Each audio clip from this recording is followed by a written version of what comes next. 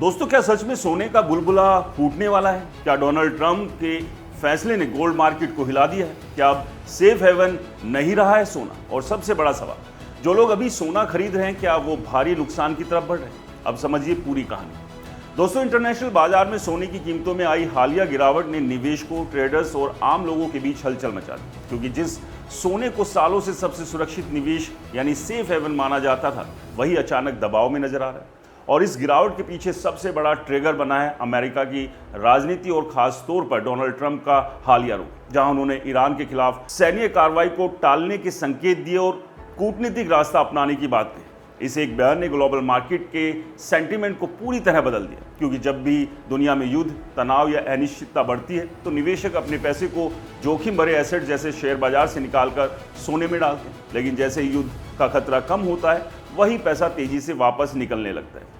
और यही इस बार भी देखने को मिला। मिडल ईस्ट में संभावित टकराव को लेकर जो डर बना हुआ था, वो अचानक कम होने लगा और निवेशकों ने सोने में की गई अपनी पोजीशन से मुनाफा निकालना शुरू कर दिया। इसे ही मार्केट की भाषा में प्रॉफिट बुकिंग कहा जाता है। और जब बड़ी मात्रा में निवेशक एक साथ मुनाफा वसूलते हैं तो कीमतों पर दबाव बनना तय है। यही कारण है कि रिकॉर्ड हाई के करीब पहुंच चुका सोना अचानक फिसल गया। लेकिन कहानी यहीं खत्म नहीं होती, क्योंकि इसके पीछे एक और बड़ा फैक्टर काम कर रहा है, अमेरिकी डॉलर की मजबूती। जब डॉलर मजबूत होता है तो सोना महंगा हो जाता है, क्योंकि इंटरनेशनल बाजार में गोल्ड की कीमत डॉलर में तय होती है। ऐसे में दूसरे देशों के निवेशकों के लिए सोना खरीदना महंगा पड़ता है और डिमांड घट जाती है।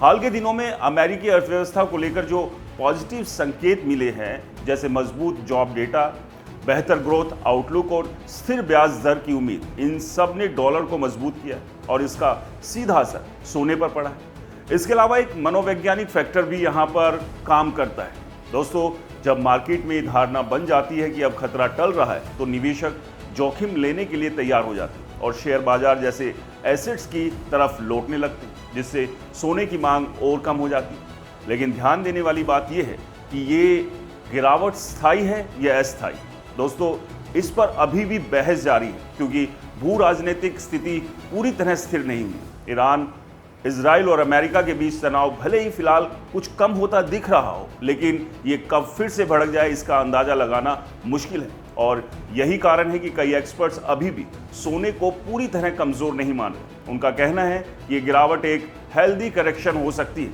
क्योंकि जब भी कोई एसेट लगातार ऊपर जाता है तो उसमें थोड़ी बहुत गिरावट आना जरूरी होता है, ताकि बाजार संतुलित बना रहे। इसके अलावा सेंट्रल बैंक्स की खरीदारी भी सोने को सपोर्ट दे रही है। पिछले कुछ सालों में देखने को मिला कि दुनिया भर के सेंट्रल बैंकों ने बड़ी मात्रा में सोना खरीदा है, ताकि डॉलर पर निर्भरता कम की जा सके। ये ट्रेंड अभी भी जारी है और ये सोने के लिए एक मजबूत फंडामेंटल सपोर्ट बनता है।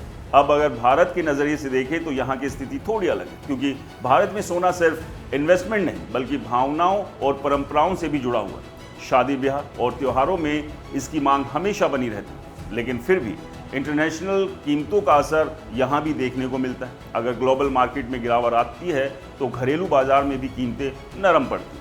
हालांकि रुपये और डॉलर के एक्सचेंज रेट का भी इसमें बड़ा रोल होता है। अगर रुपया कमज़ोर होता है तो इंटरनेशनल गिरावट का फ़ायदा पूरी तरह भारतीय कस्टमर तक नहीं पहुंच पाता। इसलिए निवेश करते समय सिर्फ इंटरनेशनल ट्रेंड नहीं, बल्कि करेंसी मूवमेंट को भी समझना ज़रूरी है। दोस्तों, अब सवाल ये उठता है कि क्या ये सही समय है सोना खरीदने का, या फिर इंतज़ार करना चाहिए? तो इसका जवाब इतना सीधा नहीं है, क्योंकि ये पूरी तरह आपके निवेश के उद्देश्य पर निर्भर करता है। अगर आप शॉर्ट टर्म ट्रेडिंग के लिए सोना खरीद रहे हैं तो अभी मार्केट में काफ़ी वॉलेटिलिटी है और रिस्क ज़्यादा है। लेकिन अगर आप लॉन्ग टर्म इन्वेस्टर हैं और अपने पोर्टफोलियो को सुरक्षित बनाना चाहते हैं, तो गिरावट के समय धीरे धीरे खरीदारी करना एक बेहतर रणनीति हो सकती है। दोस्तों, एक्सपर्ट्स हमेशा सलाह देते हैं कि अपने कुल निवेश का 5 से 10% हिस्सा सोने में रखना चाहिए, ताकि किसी भी आर्थिक संकट या बाजार गिरावट के समय आपका पोर्टफोलियो सुरक्षित रहे।